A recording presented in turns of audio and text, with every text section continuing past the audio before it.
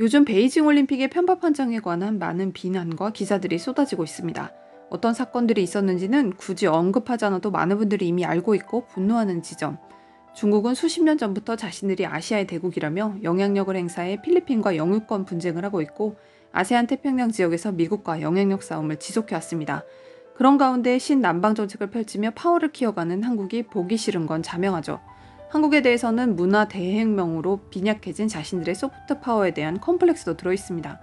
유명 중국인 유튜버가 김치를 담그는 영상을 업로드하며 중국 전통 음식으로 소개하기도 하고 동계올림픽에서는 대놓고 한복 차림을 고유 전통 의상으로 소개하기도 했습니다. 중국에게 있어 한국은 5위 교역국이죠. 중국 입장에서도 한국은 소국이 아닌 대국입니다. 특히 문화적 측면, 즉 소프트 파워는 한국과 중국을 비교할 수 없을 만큼 한국이 그 힘이 막강합니다. 국내 언론에서는 중국의 편파 판정과 문화공정 시도에 대해 적절한 논평이나 시선이 존재하지 않는 것도 사실입니다. 먼저 최근 한국에 일어나는 중국 반감 정서에 대해 외신 보도 내용을 살펴보도록 하겠습니다. VOA에서 꽤 비중 있게 보도한 내용입니다. 기사 제목은 투표를 앞둔 한국 내 반중 정서 분출. 기사를 살펴보시겠습니다. 한국에서 오랫동안 끓어오르던 중국에 대한 반감이 이번 주 베이징에서 열린 동계올림픽 기간 동안 두 차례 논란 끝에 터졌다. 올림픽 개막식 행진 도중 한국의 전통 의상인 분홍색 한복을 입은 여성이 중국 국기를 들고 나오면서부터 시작됐다. 많은 한국인들은 이것이 한국 문화가 사랑받는 것을 깎아내리려는 중국 정부의 시도라고 보고 격분했다. 시합이 시작되고 상황은 더 악화되기만 했다. 두 명의 한국 쇼트트랙 선수가 실격 처리돼 한 쌍의 중국 선수가 진출할 수 있게 됐고 결국 금메달과 은메달을 획득했다. 한국 언론은 중국 심판들이 중국에 유리하게 편파 판정을 한다고 비난하며 불만을 표시했다. 그냥 중국이 메달 모두 가져가라고 하자는 문장을 11번 반복한 기사가 서울신문에 실렸다. 주요 방송사인 SBS는 중국 선수들이 연루된 과거 사건을 다룬 중국의 가장 나쁜 10가지 부정행위 코너를 방영했다. 반중 소동은 치열한 대선을 한 달도 채 남겨두지 않은 시점에 발생했다. 두 명의 주요 대선 후보들은 한국 선수들이 정당한 우승자였고 한복 등장은 중국 문화공정의 증거라고 말하며 무게를 실었다. 이재명 여당 후보는 페이스북을 통해 문화를 탐내지 말라고 경고했다. 윤석열 보수주자는 자신의 페이스북 글을 통해 한국사를 중국에 종속시키고 편입시키려는 광범위한 노력이라고 비난했다. 한복과 같은 한국 문화를 자기 것이라 주장하는 중국의 역사 왜곡에 대해 한국인들의 반감이 이번 사건으로 증가했다. 최근 몇 년 동안 한국의 김치가 중국에서 유래됐다는 중국 관영 매체의 주장에 대해 민족주의적 분노가 폭발했다. 이러한 긴장을 뒷받침하는 것은 중국의 경제력과 군사력 증가에 대한 광범위한 우려와 이웃 국가들에 대한 호전적인 태도인데 이는 중국이 지역에서 강국으로 지배적 위치를 다시 확보하려는 시도라고 전문가들은 지적한다. 자료에 따르면 2015년 한 해 동안 중국에 대해 부정적인 시각을 가진 한국인은 37%에 불과했다. 2020년에 이 수치는 2배 이상 증가한 75%를 기록했다. 최근 여론조사에 따르면 중국에 대한 한국의 인식이 과거 식민지 지배국이었던 일본에 대한 견해와 거의 동등하다고 한다. 특히 한중 관계는 한국이 북한의 위협에 대응하기 위해 사드를 설치한 2017년 이후 악화됐다.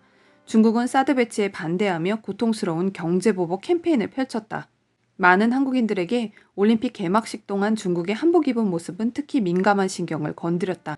중국 측은 한복을 내보낸 것이 문화적 기원에 대한 언급이 아니었다고 말했다. 중국 정부는 이 한복 차림은 단지 퍼레이드에 등장한 수십 개의 소수민족 중 하나인 조선족을 대표하기 위한 것이라고 주장했다. 일부 한국인들은 한복이 약 200만 명의 조선족을 포함한 한국인 디아스포라의 것이기도 한다며 이 견해에 공감한다. 그러나 한국인들은 부분적으로 한국을 자국의 역사의 일부로 주장하는 중국의 오랜 노력 때문에 화가 났다. 고구려와 발해의 영토는 현대 중국의 영토와 겹친다. 조지 워싱턴 한국학 연구소의 다르시 드라우트는 한국인들의 관점에서 한국을 중국 역사의 일부라고 주장하는 것은 매우 불쾌한 일이라고 말했다. 주권 문제는 그 핵심이다. 한국은 일본 식민 경험 이후 경계 불안감에 빠져있다.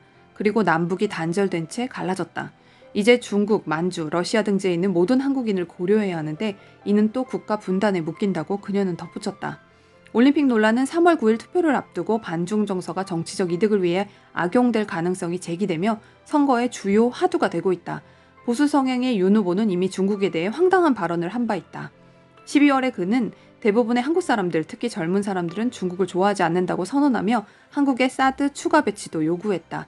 여당 후보인 이 후보는 한국이 미국과 중국의 관계에서 균형을 유지해야 한다고 말한다. 그러나 그 역시 이번 주 중국 해역에서 불법 조업하는 중국 선박에 대해 강력한 단속을 약속하며 중국 정부에 대해 적대적인 접근을 했다. 한국의 선거는 국내 문제에 초점을 맞추고 있어 중국 문제가 결정적인 영향을 미칠 것 같지는 않다고 관측통들은 말한다.